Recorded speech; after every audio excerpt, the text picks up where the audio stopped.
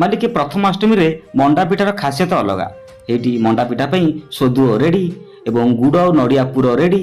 ସେପଟେ ମୋ ବୋଉର କାମ ହେଲା କେବଳ ଚୁଲି ଜାଳିବା। ଚୁଲିରେ ପାଣି ଟକଟକାଇ ଫୁଟୁଛି।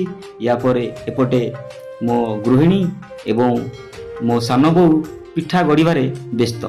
ସମସ୍ତେ ପିଠା ଗଢ଼ୁଛନ୍ତି। ଗୋଟେ ପରେ ଗୋଟେ ପିଠା ଗଢ଼ି ଆମ ଥାଳିରେ ହୋଇଗଲା ଅଧିକା। ତାପରେ କଡ଼େଇରୁ ପିଠା ବାହାରିଲା। ଏ ଦେଖନ୍ତୁ କେତେ ପିଠା ତିଆରି ହେଇଗଲା। ୟା ପରେ ପ୍ରେସର କୁକରରେ ବସିଛି ଆଳୁ ମଟର ତରକାରୀ। ଆଜ୍ଞା, ଆଳୁ ମଟର ତରକାରୀ ଖାସିୟତ ଅଲଗା। ଏପଟେ ମସଲା ରେଡ଼ି। ମସଲା ରେଡ଼ି ପରେ ଏବେ ଦେଖନ୍ତୁ ଆମର ଘନ ଘନ କରି ଦିଟା ସିଟି ମାରିଦେଲା। ଓ ସିଟି ମାରି ସାରିଲା ପରେ କିଛି ସମୟ ପରେ ଆମ ମଟର ତରକାରୀ ରେଡ଼ି। ୟା ପରେ ଭଣଜାକୁ ଦେଲୁ ଖାଇବାକୁ। ଭଣଜା ଖାଇଲା ପରେ ପଚାରିଲି, ଭଣଜା କେମିତି ଲାଗୁଛି? ଭଣଜା କହିଲା, ମାମୁଁ ଓକେ। ତାପରେ ମୋ ମାଆକୁ ଦେଲି ପିଠା। ହେଲେ ମୋ ମାଆ କହିଲେ, ତୁ ଆଗ ଖା। ତ ମୁଁ ଗୋଟେ ଟେଷ୍ଟ କରି କହିଲି, ବାଓ। ୟା ପରେ ମୋ ଖାଇବା ସେଇ ବଢ଼ା ହୋଇଛି। ଆପଣ ଭିଡ଼ିଓ ଦେଖିକି କୁହନ୍ତୁ କେମିତି ଲାଗିଲା।